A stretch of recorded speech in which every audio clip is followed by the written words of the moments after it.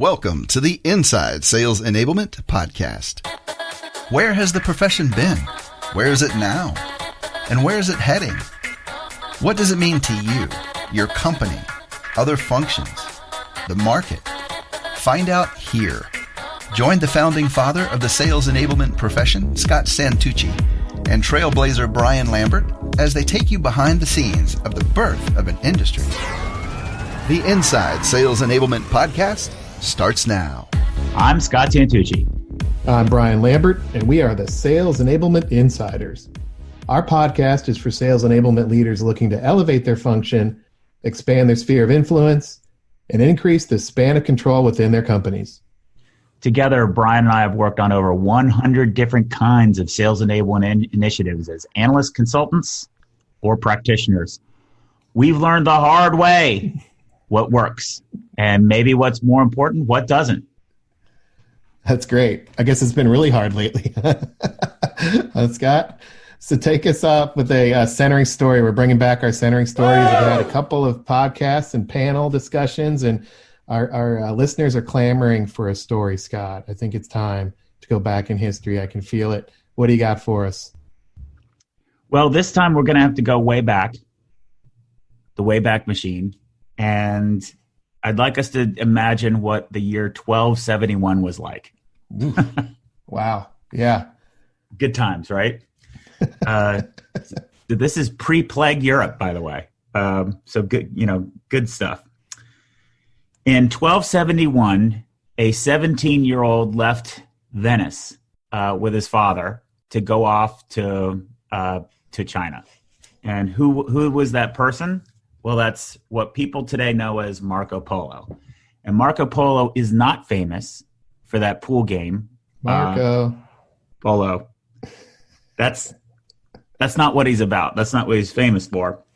He's actually famous for his time spent in China. So we have to remind ourselves that in Europe, during 1271, right when our story is set, the largest cities in Europe had about 20,000 to 40,000 people.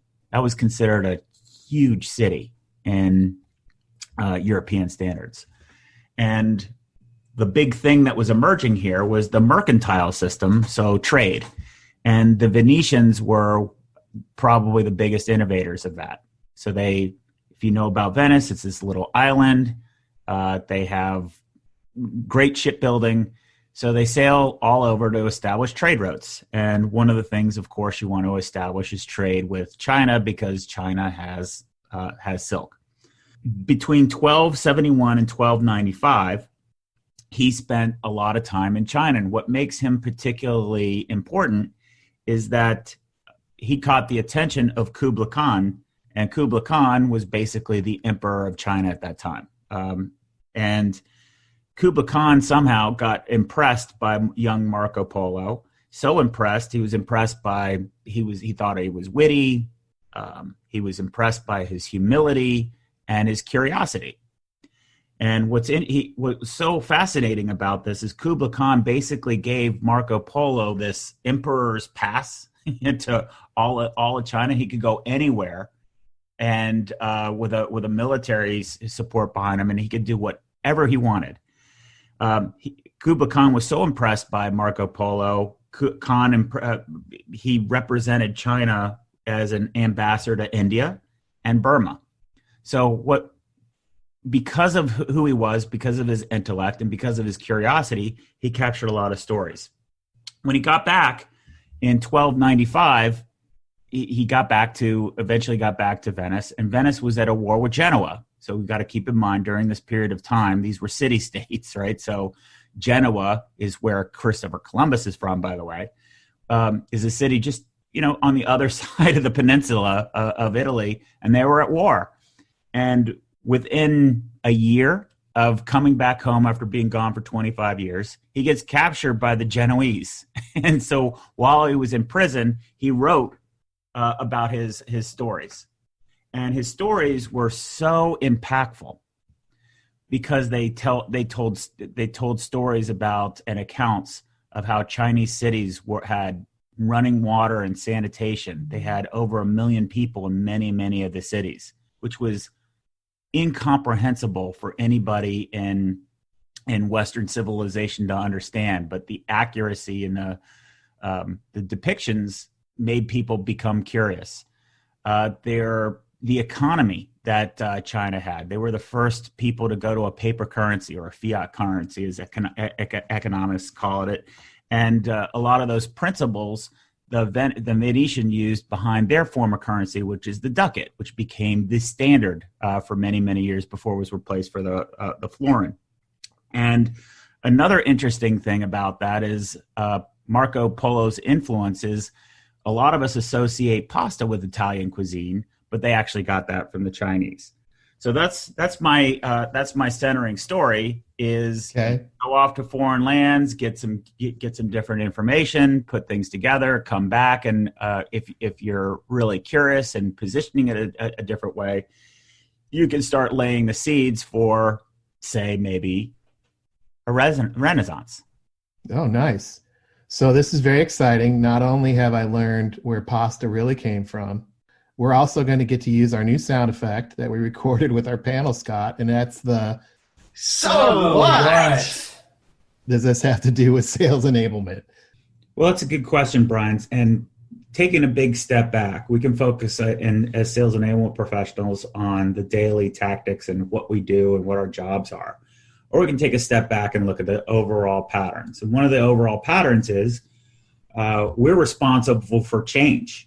We're responsible for finding new ways of doing things. We're responsible for getting a lot of other people together. We're responsible for orchestrating a lot of people. And the reason I like this story is it highlights how big some of the gaps are between different worlds.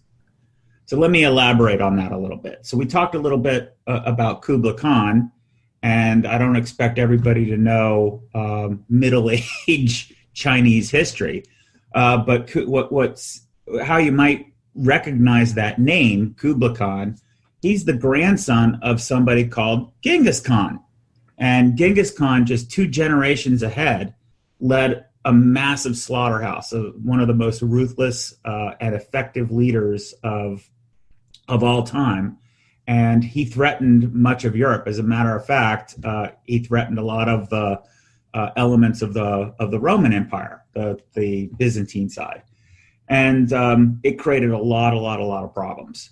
So you have this overall fear or belief that these Mongols, all in Western Europe, have a shared view that the Mongols are this horde, this barbaric horde of people who ride on horseback without, holding their meat together between their legs and they ate that raw meat, but they were seasoning it. It's just so repulsive. And that's what the Western culture thought. Here Marco Polo comes back, and he's telling all these stories about Kublai Khan, whom everybody knows is the grandson of Genghis Khan, and this massive civilization that he's got going on in this thriving economy. So it's this huge shift of, not only is the idea of a city with a population of 1 million people hard to understand, or paying things with paper, just completely hard to understand. So this was So people actually knew that Asia existed, and they've heard of him, but they've just like never been there. They knew that the Earth was round too. That was also known. Mm-hmm. They just had never been there. So when he starts bringing back details, that's the. Well, they knew a lot, right? So they knew about the riches, the spices, the silk. They knew all of those things. What happened is, during Kublai Khan's reign, he modernized a lot of things. So he built a whole new dynasty. And it's the modernization of all of these things and the the period of thriveness and prosperity that was happening in China is just really hard to comprehend. Gotcha. Not only are the results hard to comprehend, but the fact that this is the grandson of Genghis Khan. Remember, in Europe at that time, you were born in and your last name was Miller because that's what you did. You were a miller or hooper. You made barrels. your name was what you did, and what you did was who you were.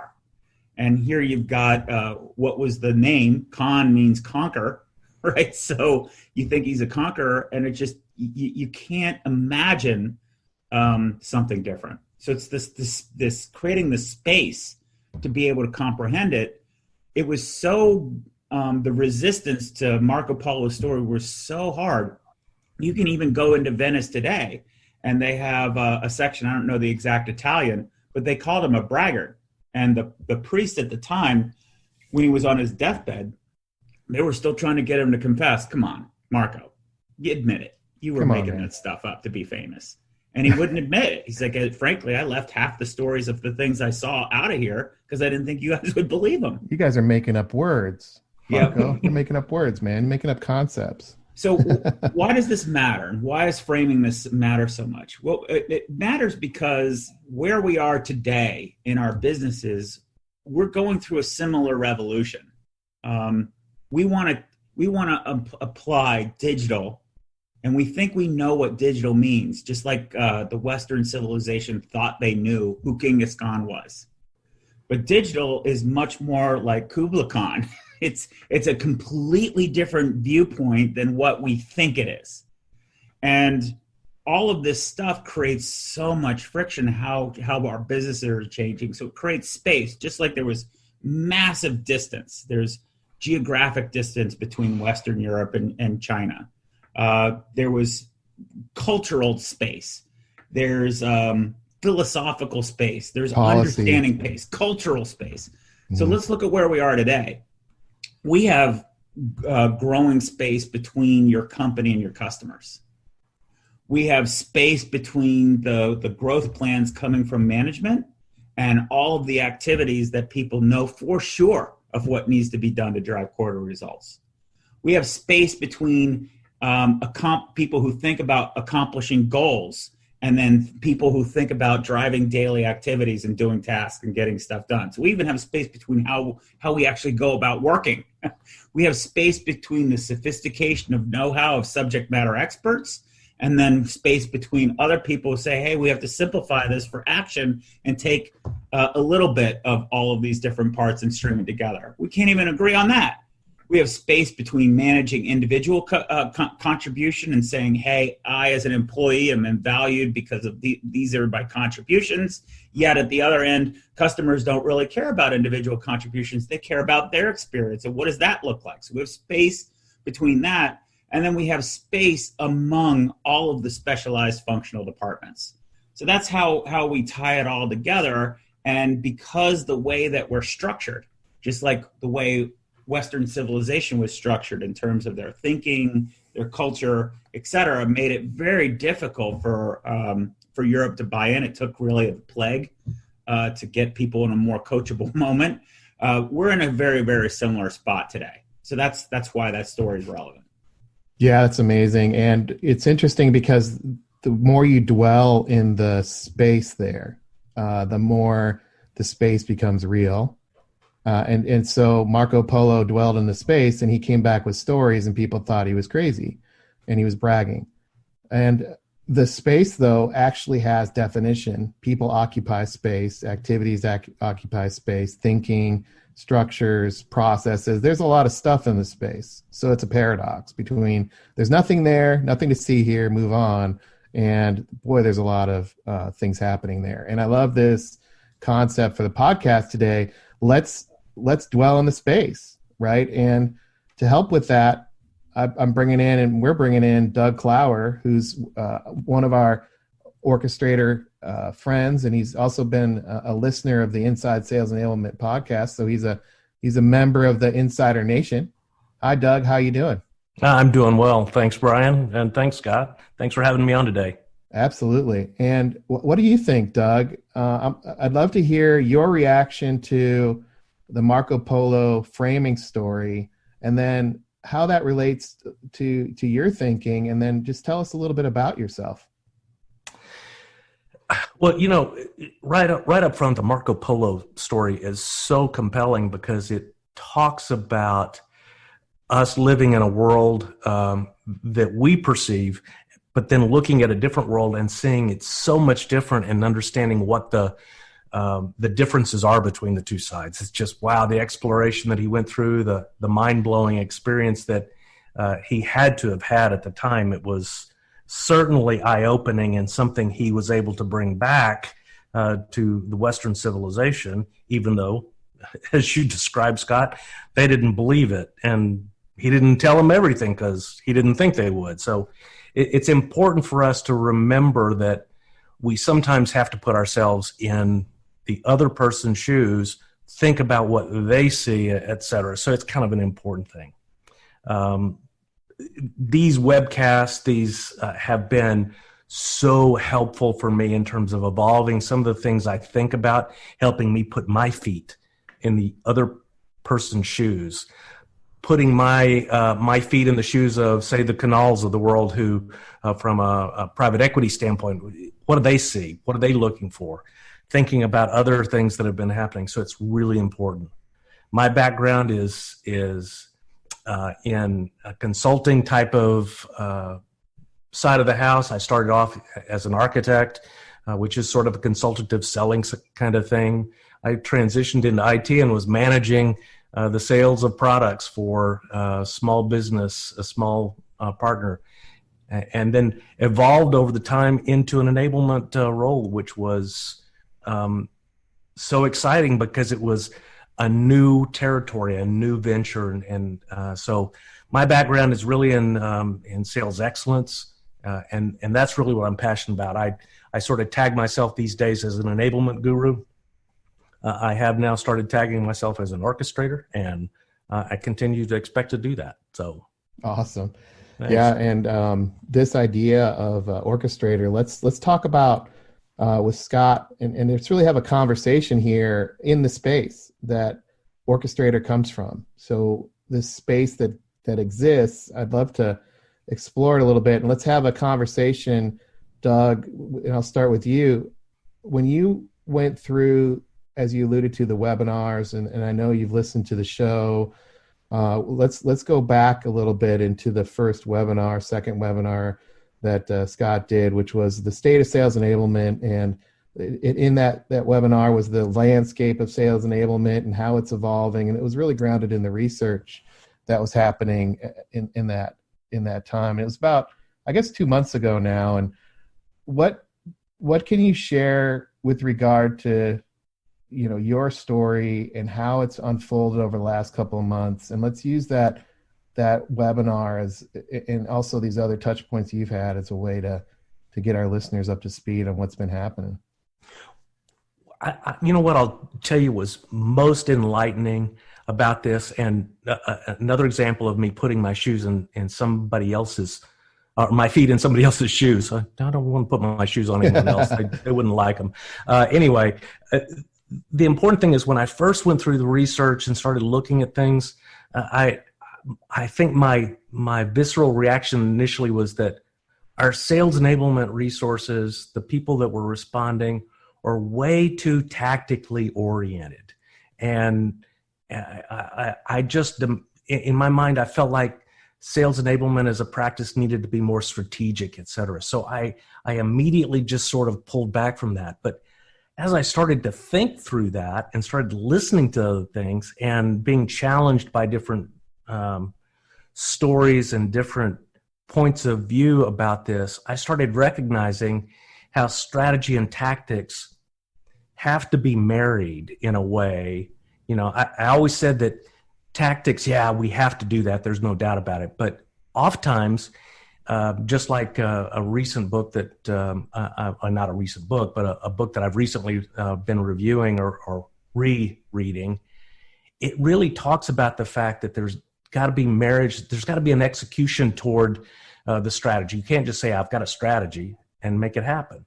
So this concept of stratocution, which is a term that first came up back then, was so important, and especially how it applies to thinking about enablement as a practice and evolving and moving forward toward the business within a business concept that Scott and you have all begun to share with the rest of us. So it's really insightful and it's helpful. It's helped me transition to think, I have to think of it in total. I can't break the two apart or dismiss one side or the other. Yeah, that's great. So let's use our Marco Polo analogy here. Let's say you're in you're in Europe, and Scott's Marco Polo, and he went over there, and he went through Asia, and he's bringing back all these stories about, in this case, in the modern era, the digital transformation, the impact of digital, the impact of COVID, the gaps that exist between customers and companies, even though people may agree or disagree, but he's seen it, and he's seen the alignment of product or not. He's seen the company's executives wrestling with things like commercial ratio and talking about it and making decisions about who stays and who goes. He's seen these conversations unfold with venture capitalists, as we've been talking about for the last 2 months on the webinars and the podcast. He's seen the gaps that exist between people's perspectives, whether they're product marketing, training, et cetera, and this concept and challenge of actually having the same words have different meanings. He's seen these things. And he comes back and says on the webinar, there's this gap between strategy and tactics that exists. And, you're saying that made a lot of sense, Marco Polo, right? Is that what you're saying? Yeah. In fact, I could have taken one of two approaches. I could have either been somebody that was looking for the opportunity to learn about all that he had heard, or I could be a priest and say, oh, you're lying. Those stories, it could not be truthful. There's no chance.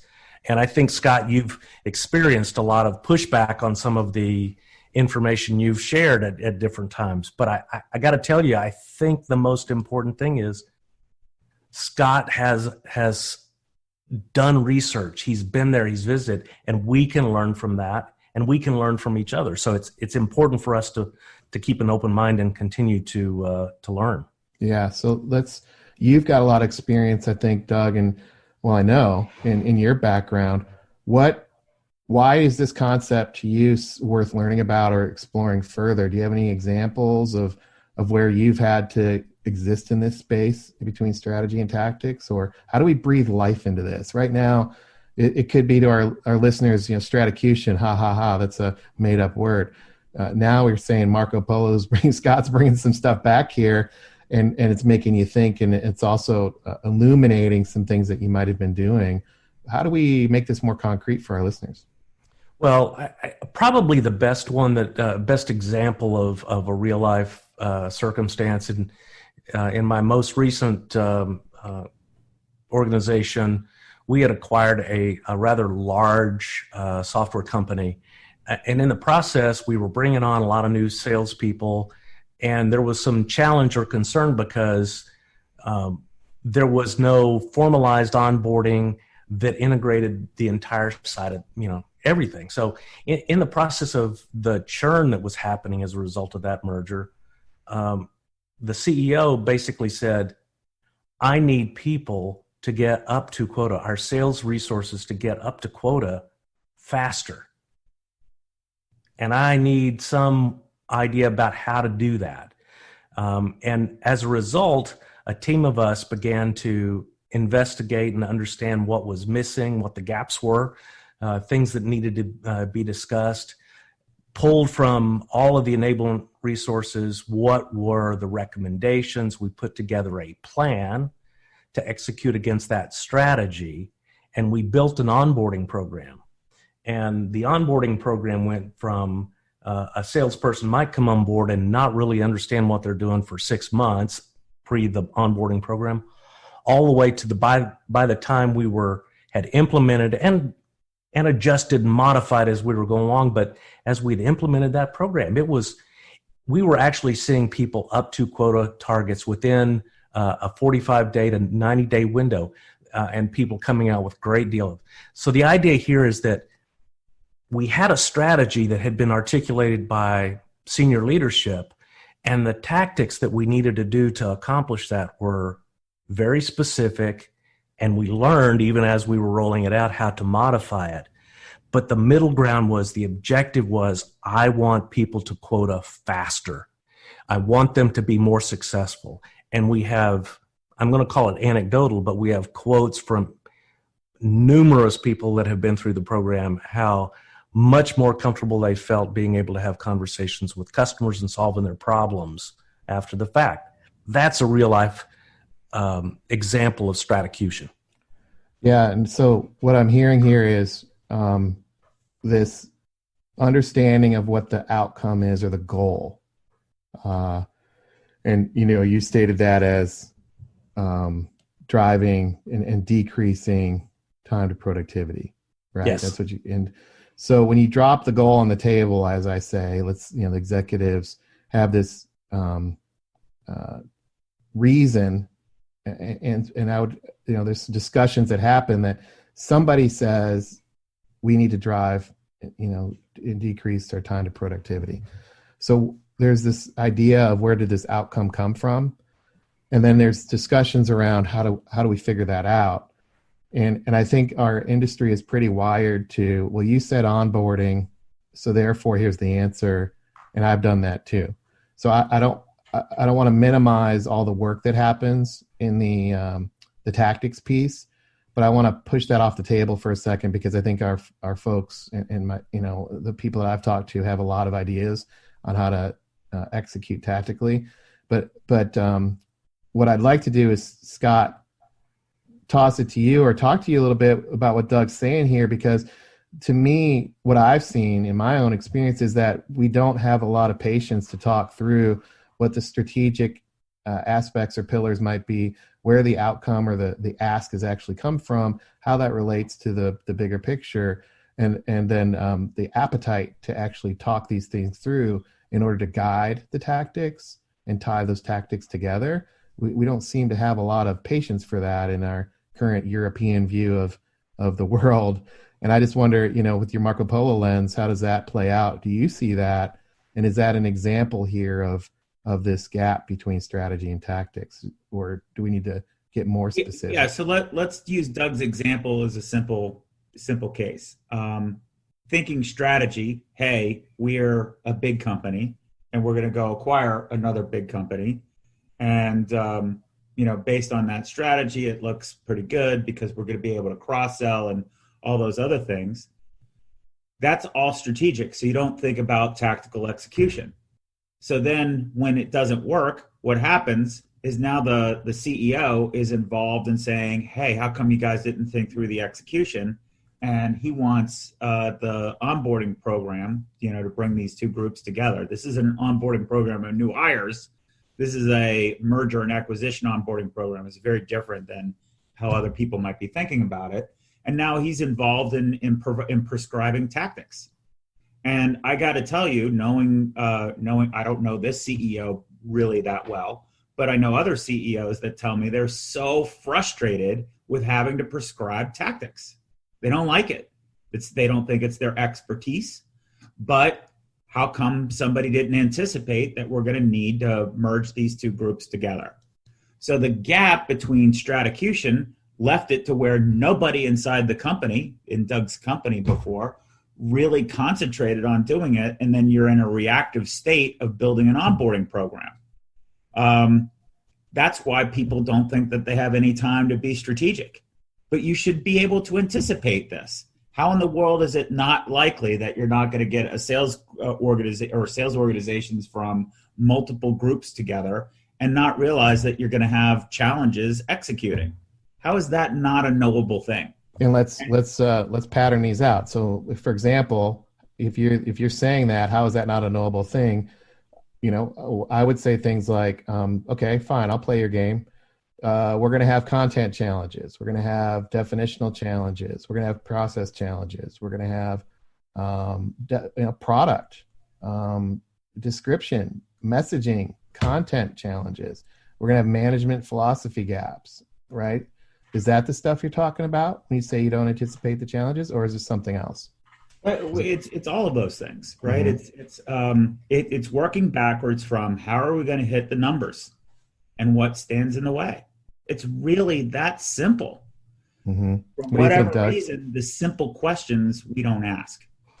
So that's really the gap between Stratocution. What's frustrating, I think, is that other departments, other functions have learned how to do this. I'll give you an example. An example is Citibank, there for a while, was doing lots and lots of acquisitions. The IT organization at Citibank knows how to incorporate a data center. So what they do is that, once there's an acquisition, what do they do first? They wall off the data center of the old one and just map out their processes. And then they replace them. They have to do it because the IT department is a pure cost center. And because it's in the G&A category, it gets a lot of focus. So they concentrate on squeezing those things out, but they can't afford any disruption to business service, because if you can imagine ATMs not working, what a horrifying activity that would be. So why is it that, so what happens is if a CIO can talk about that and manage all of these complex technologies, why in the world can't my commercial organization do that? And that creates just so much annoyance among the executive leadership. And does that look like we're not anticipating these real life things, which to a CEO have to be way easier than the technical architecture? How come you're not thinking that way? Yeah. So Doug, I've got this picture in my head of the CEO going through during this merger acquisition, and here's the IT roadmap, the IT plan. Here's all the details and our process and our procedures we're going to run. Here's how structured we are. Okay, commercial organization. What are they going to be talking about? Do they even have a plan?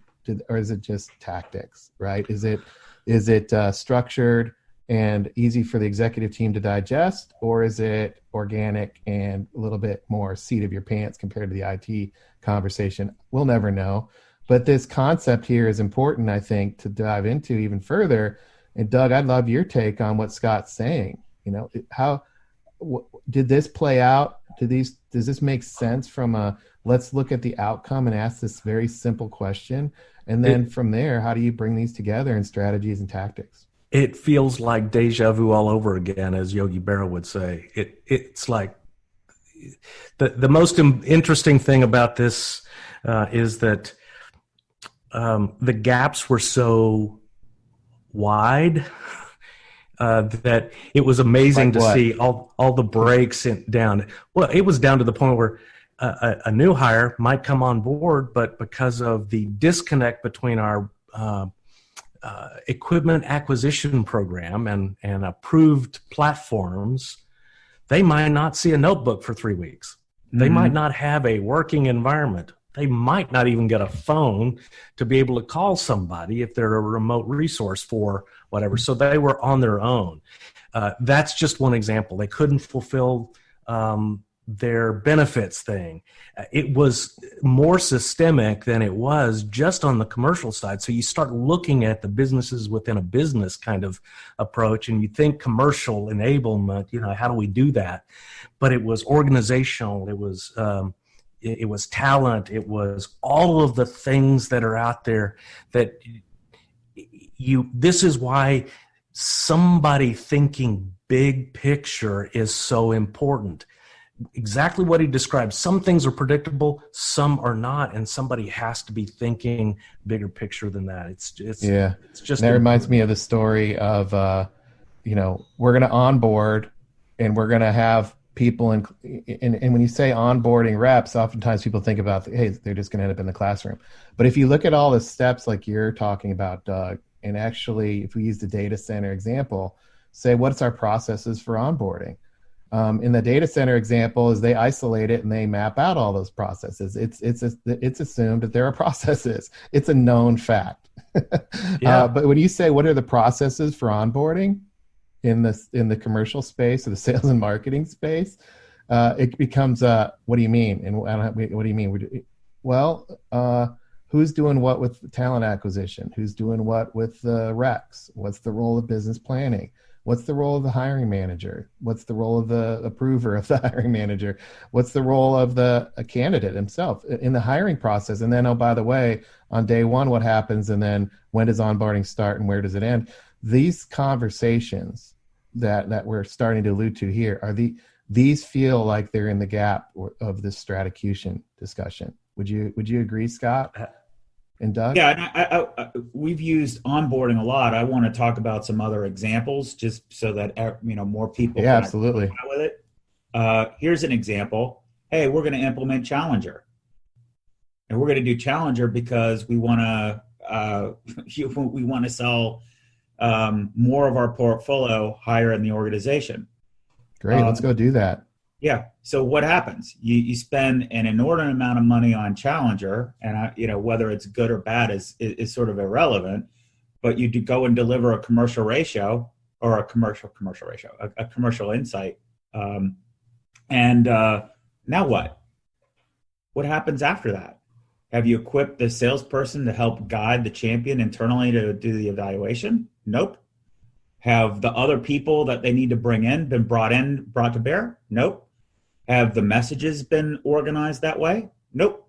So these are the kinds of things that people don't think through. They think suddenly that we're going to wave a wand or sprinkle pixie dust on the sales organization, and suddenly we're going to be blooming, account and big account deals, and we believe it because we spent a lot of money on something. None of these things work. It's like potions or magic. So it's barbaric. How does this relate to Marco Polo then? Let's tie it back to that. So tying it back to Marco Polo, if you think about, hey, let's implement sanitation. So there wasn't even words for sanitation then. Right? So how do you say, look, this filth that we have in our streets that are causing lots of people to have disease and die is bad? What's the answer? In Marco Polo land, it's like, well, that's why we have the planks that we walk on. Mm-hmm. That's why we wear boots with high heels. What are you talking about?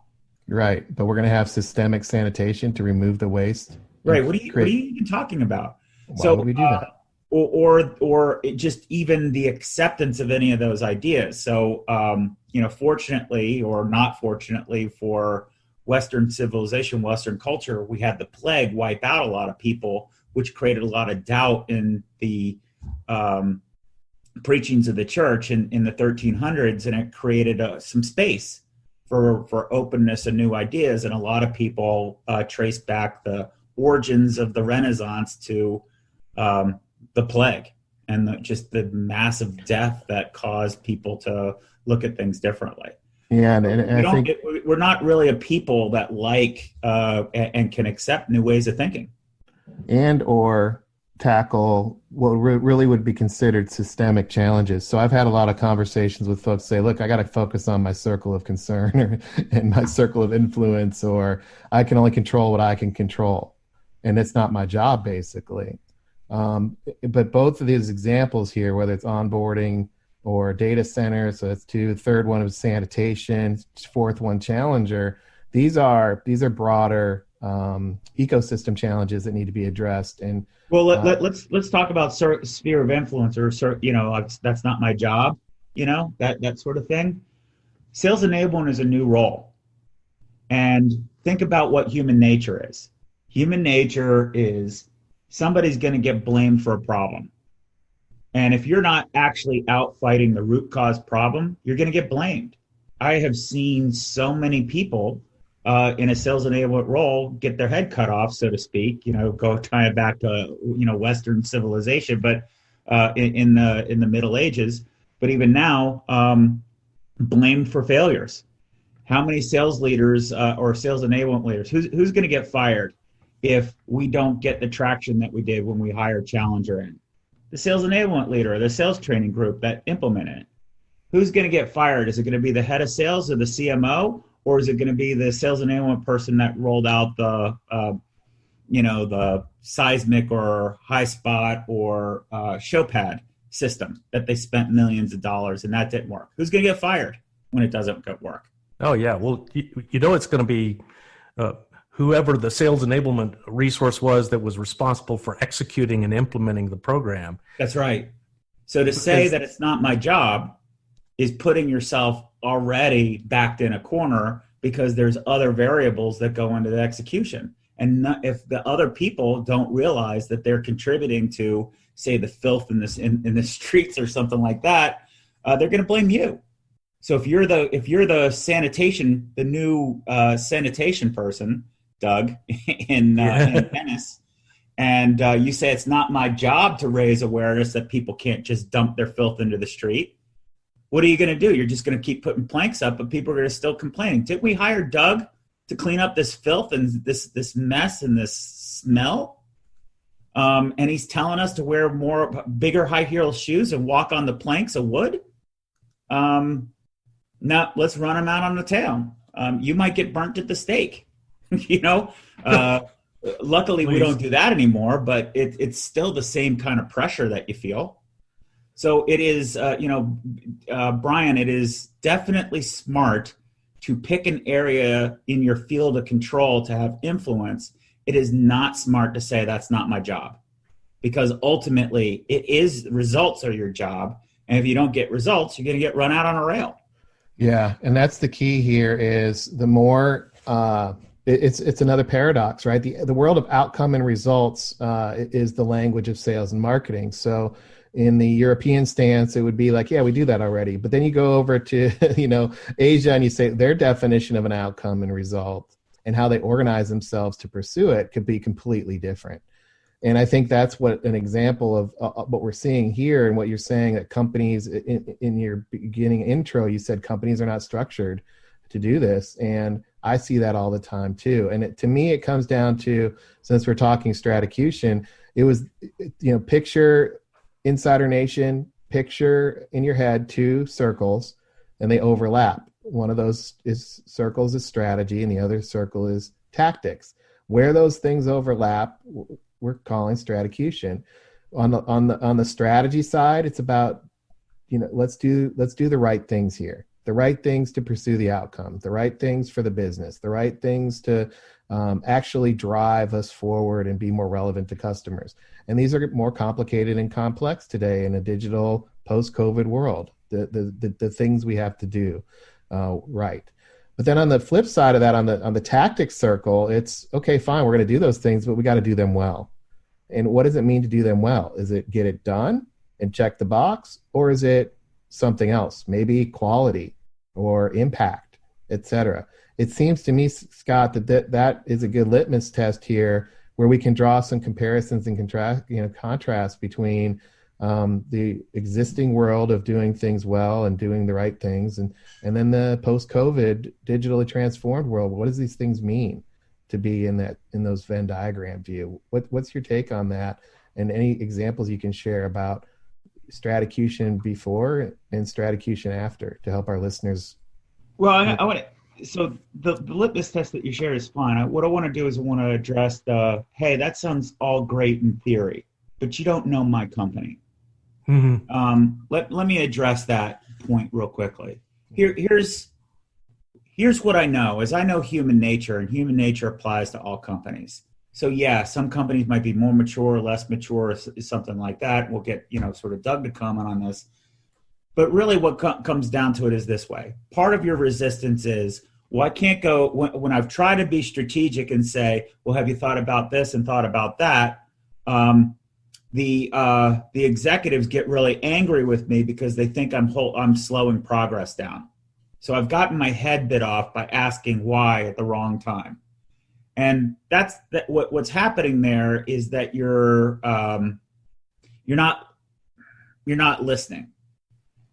You need to get involved earlier on and be more proactive, because the cycle time, it is hard to do strategy work. A lot of tactical people don't have empathy with how hard doing the strategy work is. And by the time you get the end of the strategy work, even the strategists want to just go do something.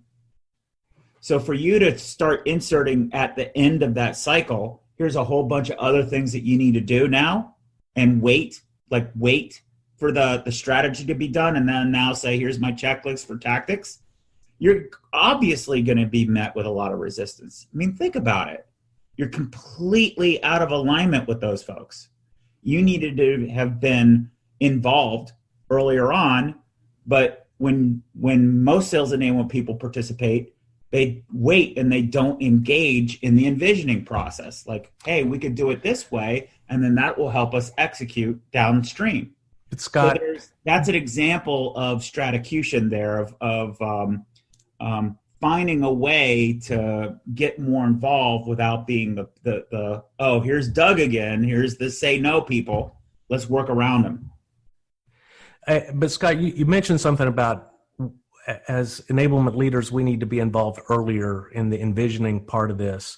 I know that over the years, I've been involved in a number of mergers and acquisitions, and I continue to tell, senior leadership, you need to invite us in early, even if it means you need to put me under NDA so that I can help think about the things we need to consider beforehand. And yet, I run into the problem, or I have run into the problem where I don't get invited to the table early.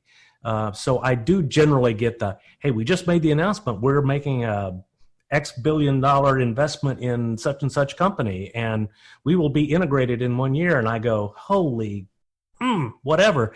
How am I going to get that done? So let's how do you get there? Let's flip it around. That's knowable.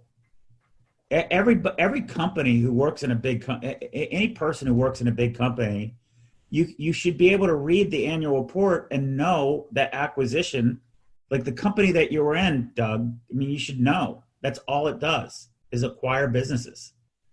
So you should have a built out methodical way to rapid integration. It should be a business procedure that you have. You should assume that they're not, the reason that they can't include you is the due diligence process, and a lot of these deals are very opportunistic. So one company, falls on dead times, you do it, they have to move very, very rapidly to make that acquisition because that deal's getting shopped. They can't really be in a position to think through all of that. But you should know that's going to happen. And you should know that you should know that there's going to be a big acquisition. You should know what your debt ratio is and how much outstanding stock is, because that'll tell you whether or not your company can do a big acquisition that year or little ones.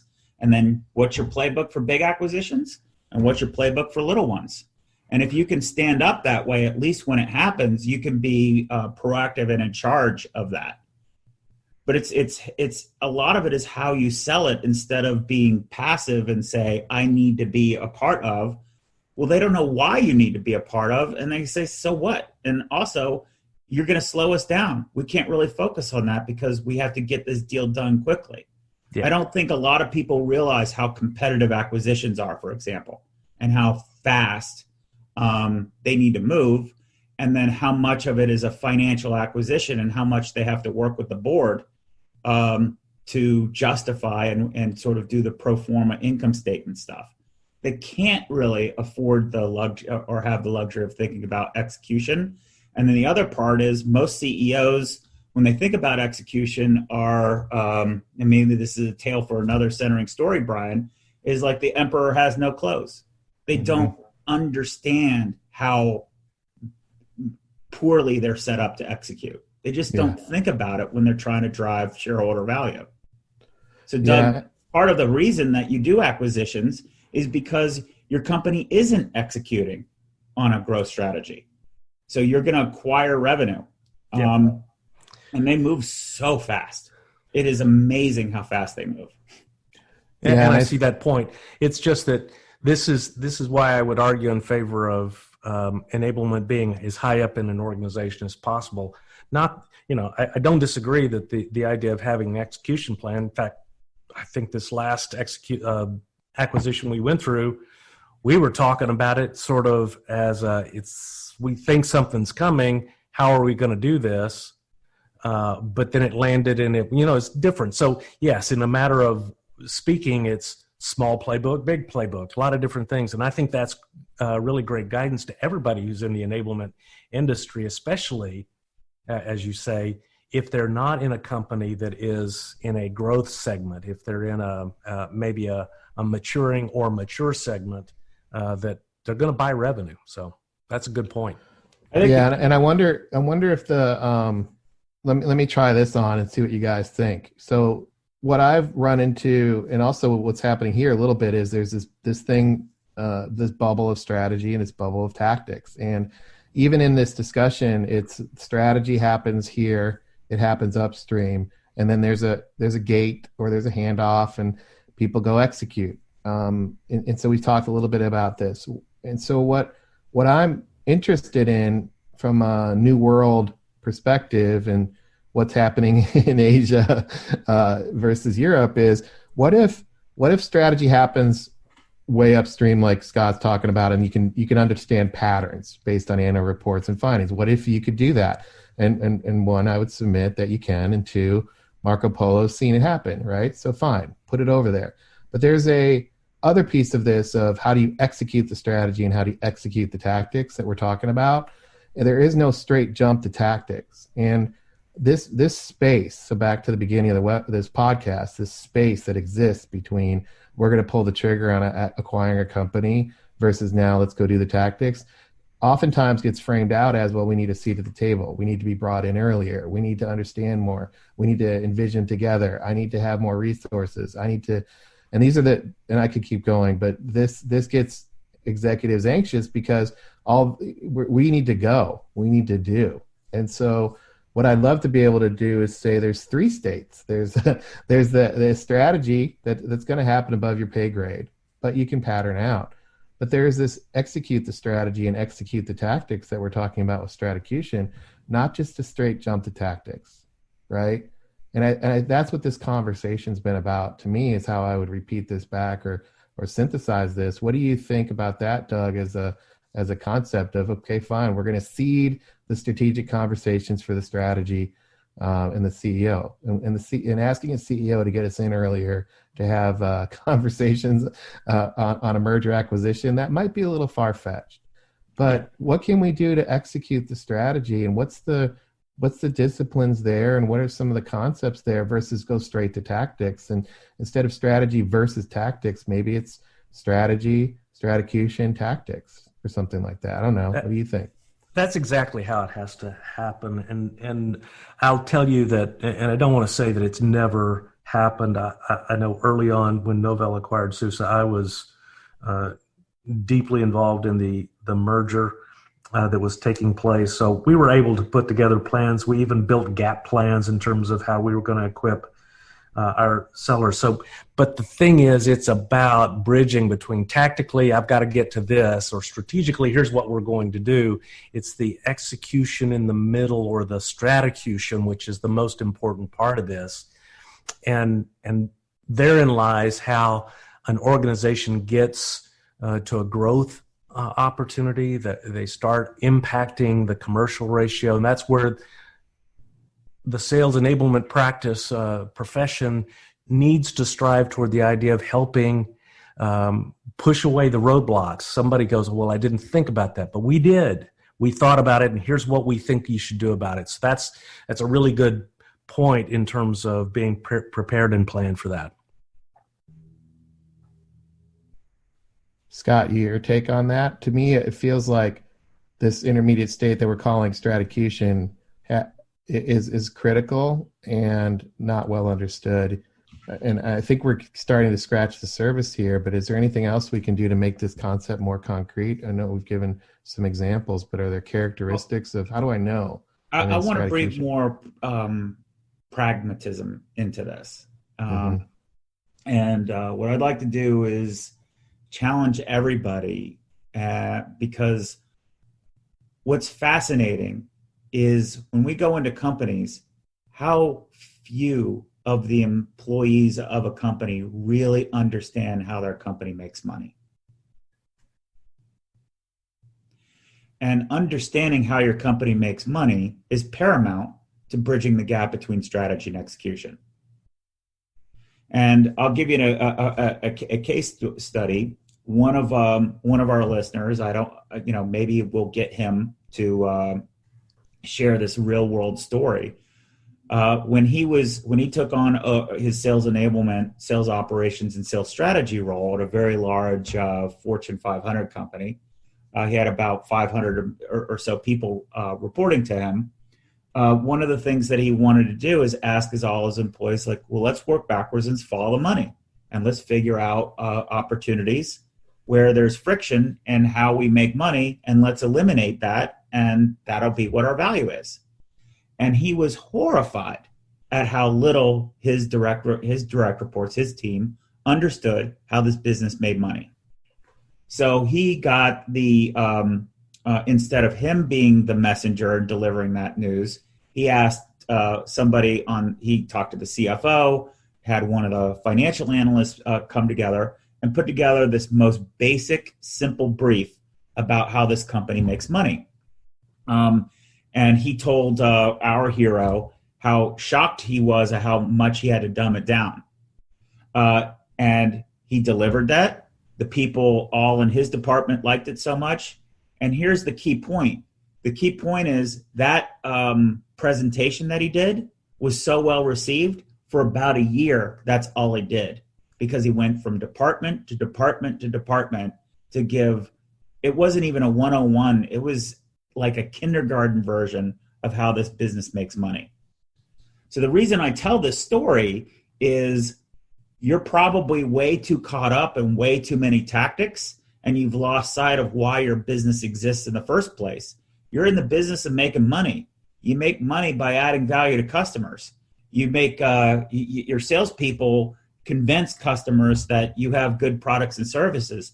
Focus there instead of what's the next tactics and trying to find how smart you can be. Concentrate on, are we making money or not? And that's the kind of conversation that resonates with executives, because executives like to think of that about things as simple. They just have to have complexity because there's so many different parts of the business that need to operate. They have so many regulations that they have to deal with. They have so many financial rules that they have to comply with. They have investors that all look at different metrics. But at the end of the day, good executives really concentrate on moving the needle or one or two things or a few things, the 80-20 rule. So my suggestion is, in order to figure out how to learn to do stratocution, spend less time trying to learn about all the fancy tactics out there, and spend a lot more time trying to figure out how these roll up to the one or two things that really move the needle. And that's why the commercial ratio is such a powerful concept. And it has been extremely illuminating to me to dig into some of those numbers with different organizations that I'm familiar with, and to see exactly where they sit in that space. It's very eye-opening. And then you can start drilling into their 10Ks and get more details and understand where they stand in revenue or assets or cash on hand, whatever it happens to be that might indicate where they stand. Yeah, absolutely. And I know I've had some conversations around the commercial ratio too, and you can find out about that at commercialratio.com. So just so we avoid some inside baseball here, but go to commercialratio.com and you'll see the glossary of terms. So Scott, your comments about how companies make money, I think it was genius to put up there about on that site what some of the terms are related to that particular challenge of understanding how businesses work. Two, I'll even say I've seen this firsthand with the gaps in understanding, and there's a desire for people to have seats at the table, and there's a desire for folks to want to elevate their role and even get more of a charter or remit, and it's a bit of a struggle for them because they don't have the language. So that commercialratio.com site will help you elevate your thinking. But more importantly, what we've been talking about here, this gap in this space, that commercial ratio, in my opinion, actually illuminates that space and that gap that exists between a company wanting to grow and the investments it's making in that growth and the return on that or the impact of that sales and marketing work. So definitely check out commercialratio.com. And then I'll say also, when you look at the focus here of bringing together so many different perspectives and also slowing it down and hitting a bit of a discussion on what happens in this space, I'll frame out stratocution in the areas of, look, somebody has to translate the business strategy into something that others can execute. That's stratocution work of saying, look, I'm going to skate to the puck. I'm going to understand how this company makes money, and I'm going to help our company get there. I'm going to be proactive. I'm not going to just wait for somebody to tell me what to do and give me the answer. By that time that happens, I'm not in the stratocution space. I'm in the tactics space. So for me to occupy the space of stratocution, I need to make some assumptions around that.